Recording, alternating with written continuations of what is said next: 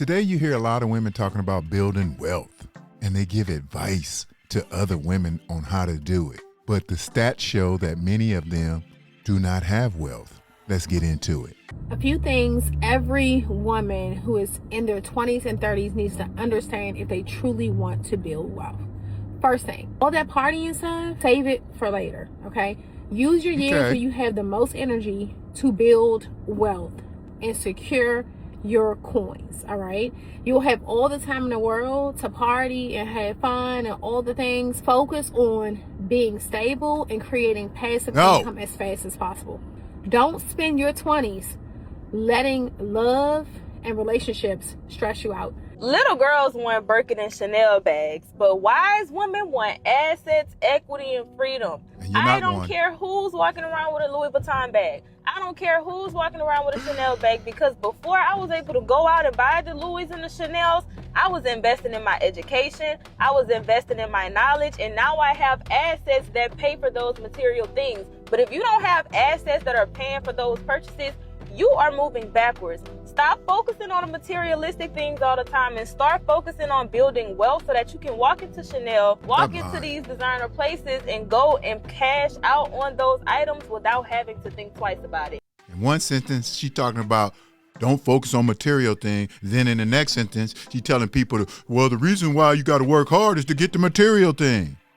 But this is how their mentality works. They're all about consumption. They got these consumption habits that they can't control. They worse than drug addicts when it comes to this material stuff. The wealthiest women that I know and work with are usually not the ones that are loudest online. They're often the calmest in the room, because real wealth creates security, optionality, and peace. And I think that women are craving all of that right now. No, they're not. You have to stop. You absolutely have to stop being nice. Okay. If you want to get rich, you want to be wealthy, if you want to be successful, you cannot continue being nice to everybody. Let me tell you what happens when you're nice. Nice gets you absolutely nowhere. I deal with women all the time, every day, all day long. And I'm watching them handle business decisions in such a way that people are walking all over them. I'm telling them, behind the scenes, what are you doing? If you want to go from regular to rich, here are habits that actually move the needle. And not that cute advice, but the real stuff that wealthy women actually do and understand. 1, rich women choose value over vanity. Looking rich and being rich are two totally different projects. Yes, she looks good. Yes, she keeps herself together, but she is way more depth than what meets the eye. Rich women spend on what increases her value, her mindset, her skills, her knowledge. She understands that your brain has such a great ROI. She doesn't just spend for aesthetics. Because newsflash, she understands new shoes don't change your tax bracket.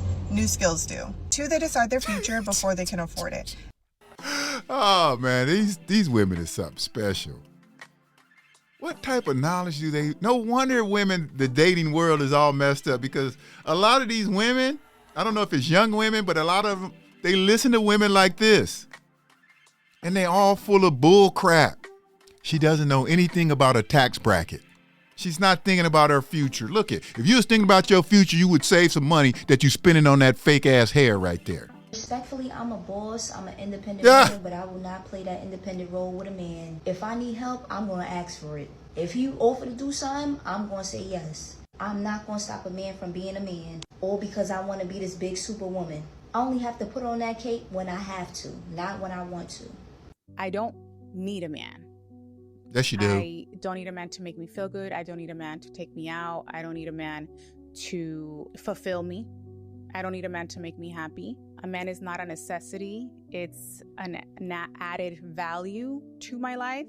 I learned that I am my true happiness. I learned that if you can love me how I love myself, don't waste my time, because I love myself. Well, let me tell the comment for some reason. I don't know why, but somebody asked who is more successful between the two families, the ones who don't need a man or the ones who are male-centered. And if I had to say so myself, I would say the ones who don't need a man are better off financially and academically. I feel like they're more successful in that aspect. But I feel like in terms of what society deems as like successful, the whole family lifestyle, whatever, I feel like it would be the ones who are male-centered.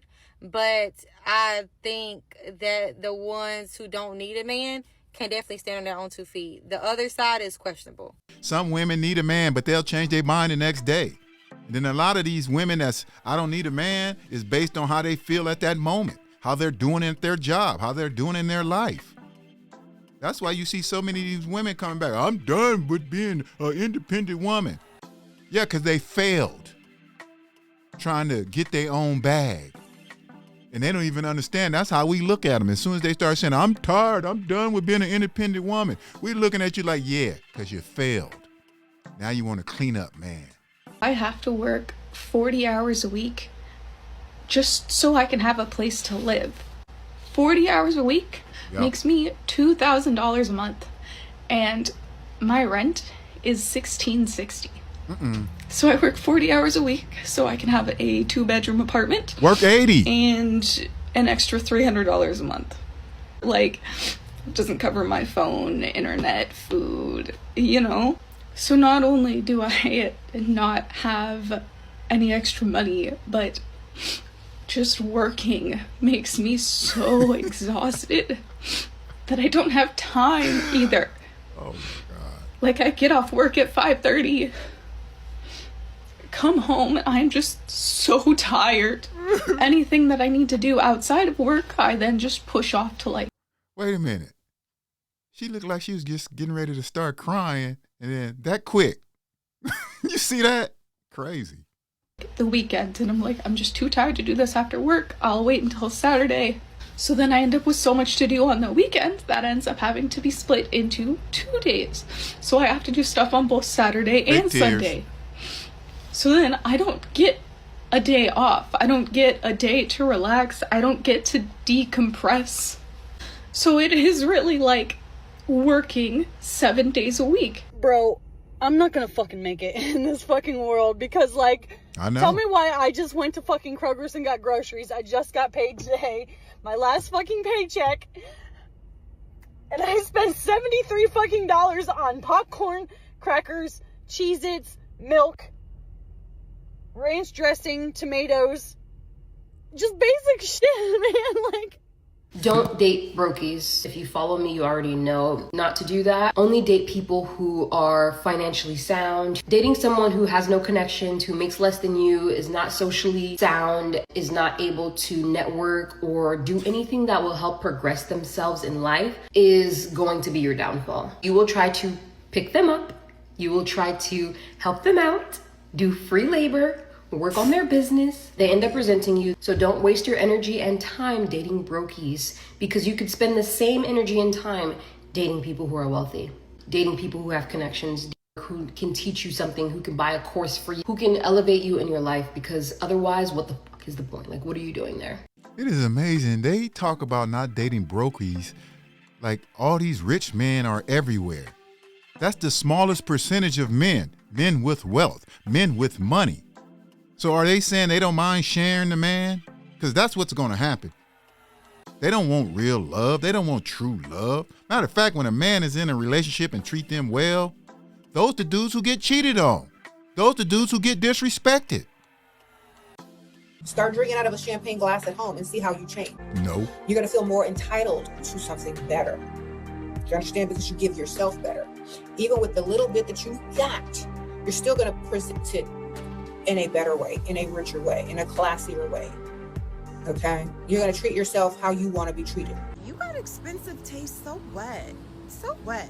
Stop minimizing your desires, your wants, for people who try to tell you it's too much, it's materialistic.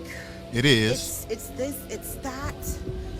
Do you think that all of the creations, everything that was created, most especially the beautiful, luxurious homes, vehicles, clothing, art, these things that are considered expensive, do you think that they're here for no one to hold on to? Do you think that they are here for no one to have?